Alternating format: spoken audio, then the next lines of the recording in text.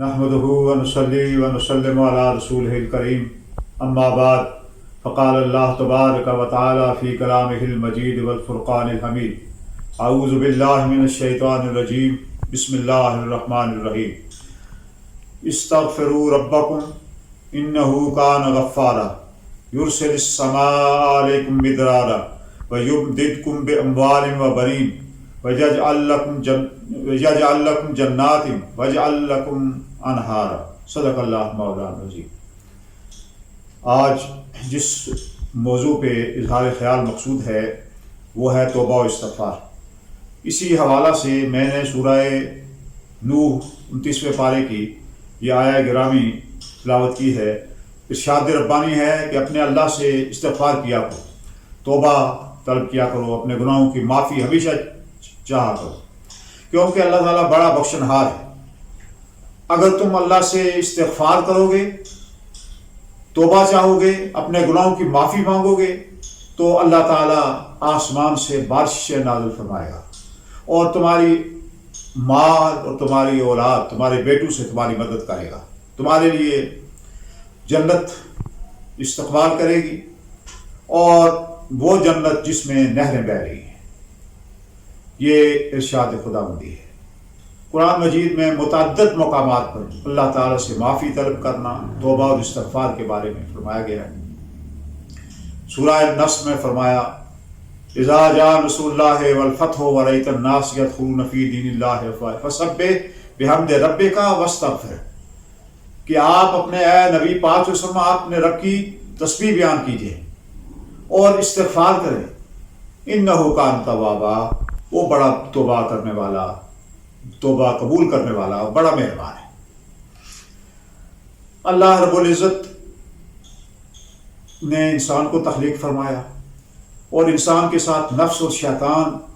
دو ایسی چیزیں ہیں جو انسان کو گناہوں کی طرف آمادہ کرتی ہیں۔ ان النفس، قرآن مجید میں ہے، نفس امارہ ایسی چیز ہے کہ جو انسان کو گناہوں کی طرف راغب کرتا ہے۔ ان النفس لامارۃ بالسوء الا ما رحم ربی، فرمایا حضرت یوسف علیہ السلام نے فرمایا کہ نفس امارہ ایک ایسی چیز ہے کہ جو انسان کو گناہوں کی طرف راغب کرتا ہے، لیکن جس پر اللہ رحم کرے، اللہ اپنی رحمت کی آغوش میں جس کو لے لے وہ اسے بچ سکتا ہے۔ شیطان تو وہ ہے جس نے اللہ سے وعدہ کیا تھا کہ میں اس کو دائیں بائیں آگے پیچھے، قرآن مجید میں ہے، ہر طرح سے انسان کو بہکاؤں گا، لأغوینہم اجمعین، ذریت آدم کو میں ہر طرف سے بہکاؤں گا اور ہر حربہ کروں گا، اختیار کروں گا۔ اللہ تبارک و تعالیٰ نے فرمایا تھا کہ الا عبادک من المخلصین، کہ وہ بندے جو میرے مخلص بندے ہیں وہ تمہارے نرگے میں نہیں آئیں گے، تم جتنا زور لگا لو وہ جو ہے تمہارے نرگے میں نہیں آئیں گے، اور وہ تمہارے شر سے محفوظ معمون رہیں گے۔ لیکن شیطان اور نفس کی وجہ سے انسان سے چھوٹے بڑے گناہ ہوتے رہتے ہیں، اور ان کے لیے، ان کی معافی کے لیے اللہ تبارک و تعالیٰ نے توبہ و استغفار کا دروازہ رکھا ہے۔ یہ وہ دروازہ ہے جس سے اللہ کی قربت نصیب ہوتی ہے، انسان گناہوں سے پاک اور صاف ہو جاتا ہے۔ ندامت کے آنسو جب انسان کی آنکھ میں آتے ہیں تو وہ تائب ہوتا ہے، اللہ کی طرف رجوع کرتا ہے، اللہ سے بخشش طلب کرتا ہے، تو وہ اس کا ایک گرا ہوا آنسو اللہ کے نزدیک موتیوں سے بڑھ کر ہے، اور اس کی بڑی قدر و منزلت ہے۔ اللہ کے عرش کے نیچے جو 7 آدمی ہوں گے، ان میں سے ایک آدمی وہ ہے جو ندامت کے ساتھ اشک ریزی کرتا ہے، اس کے آنسو بہتے ہیں، رب العزت سے معافی طلب کرتا ہے، وہ ان 7 آدمیوں میں سے ایک آدمی وہ ہے، تنہائی میں روتا ہے، اللہ سے مغفرت بخشش مانگتے ہوئے روتا ہے۔ تو اسی طرح شیطان بھی انسان کو گناہوں کی طرف راغب کرتا ہے۔ اس کے لیے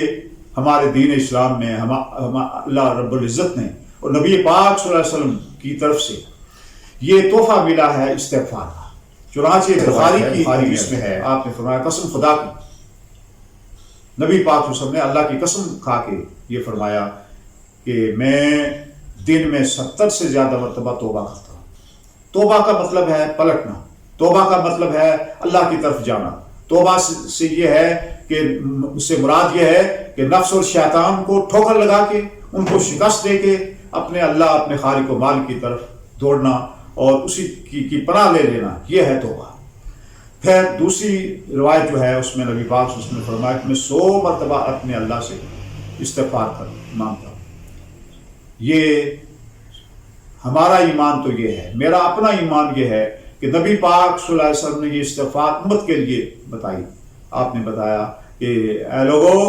ہمیشہ اللہ سے استغفار صبح و شام کیا کرو تاکہ تمہارے گناہ معاف ہو۔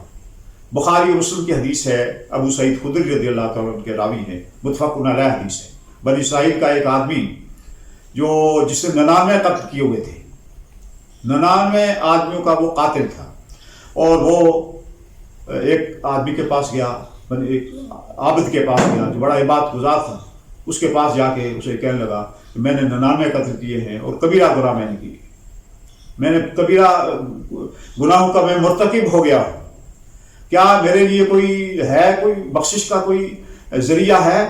کیا ایسا ممکن ہے کہ میں اللہ کے حضور میں میری بخشش ہو جائے؟ اس نے کہا یہ ایک آدمی کا قتل تو اتنا بڑا گناہ، تم 99 آدمیوں کا قتل، تمہاری کوئی بخشش نہیں ہے۔ عابد کو اس نے جواب دیا، اس نے کہا، وہ غصے میں آ گیا، اس نے کہا اچھا پھر میں 100 ہی پورے کرتا ہوں۔ عابد کو اس نے تلوار سے سر سے جدا کر دیا، اور پھر آگے جا ہی رہا تھا تو کسی نے اس کو بتایا کہ فلاں جگہ پر ایک اللہ کا بندہ ہے، اور میں اس کے دل میں پیدا ہوا کہ میں جاؤں، میں نے اب 99 کے بجائے 100 قتل کیے ہیں۔ وہ چل پڑا کہ میں اس آدمی کے پاس جاؤں، شاید میری بخشش کا کوئی ذریعہ وہ بتا دے کہ میری بخشش اللہ فرمائے گا یا نہیں فرمائے گا۔ وہ جا رہا تھا، راستے میں اس کی تقریباً 5 کے قریب وہ طے کرنے کے بعد اس کی موت واقع ہو گئی۔ اب موت جب اسے دیکھا کہ میری موت آ رہی ہے تو وہ تھوڑا سا اور جو ہے کھسک کر تو سمٹ کر اس بندے کی طرف، خدا کے بندے کی طرف وہ لپکا، اور اس نے یہ تمنا کی کہ میں، چونکہ اس کے دل میں خواہش تھی، توبہ کی کہ اللہ مجھے بخش دے، اور مجھے کوئی آدمی کو اللہ کا بندہ یہ بتا دے، یہ نوید سنا دے مجھے کہ میری بخشش ہو جائے گی۔ جب موت اس کی واقع ہو گئی تو فرشتے آ گئے، عذاب کے بھی اور جزا اور سزا کے فرشتے آ گئے، ان میں جھگڑا ہو گیا۔ انہوں نے کہا یہ آدمی ابھی اس کی بخشش نہیں ہوئی تھی، ابھی یہ آدمی کی اس کے پاس گیا نہیں تھا، ابھی پہنچا نہیں تھا۔ تو دوسروں نے کہا نہیں، یہ تو اتنا فاصلہ طے کر کے آیا، آدھے فرشتوں نے کہا کہ اتنا فاصلہ طے کر کے آیا تو یہ امیدوار تھا اللہ کی رحمت اور بخشش کا، تو اس لیے اس کو جو ہے اس کے ساتھ اچھا معاملہ ہونا چاہیے، اور ہم جو اللہ کی طرف سے نوید والے فرشتے ہیں ہم اس کے ساتھ اچھا سلوک کریں گے۔ یہی بات تھی۔ اللہ رب العزت نے فرمایا کہ فرشتوں تم کیوں آپس میں الجھ رہے ہو؟ اللہ رب العزت نے اس زمین کو حکم دیا جہاں پہ وہ عابد آدمی تھا، اس کو حکم دیا تم سمٹ جاؤ۔ وہ زمین اس کے قریب آ گئی، اور وہ جہاں سے گھر جائے وہ دور ہو گئی۔ کب وہ فاصلہ کم ہو گیا؟ جب اللہ تعالیٰ نے فرشتوں کو حکم دیا کہ تم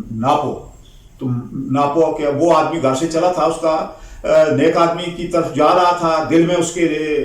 اللہ تعالیٰ کی بخشش وہ چاہتا تھا، تو اب ناپو۔ خدا کی مہربانی سے وہ فاصلہ جو تھا وہ کم رہ گیا اس آدمی اور اس میت کے درمیان، اور دوسرا فاصلہ زیادہ تھا۔ وہ اللہ رب العزت نے فرمایا فرشتوں جاؤ گواہ رہو تم کہ یہ اس کو میں نے بخش دیا ہے،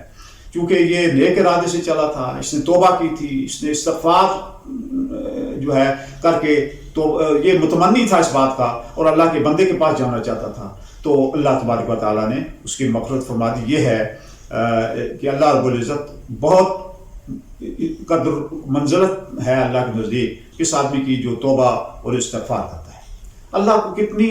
خوشی حاصل ہوتی ہے، رب العزت ہمارے خالق و مالک کو،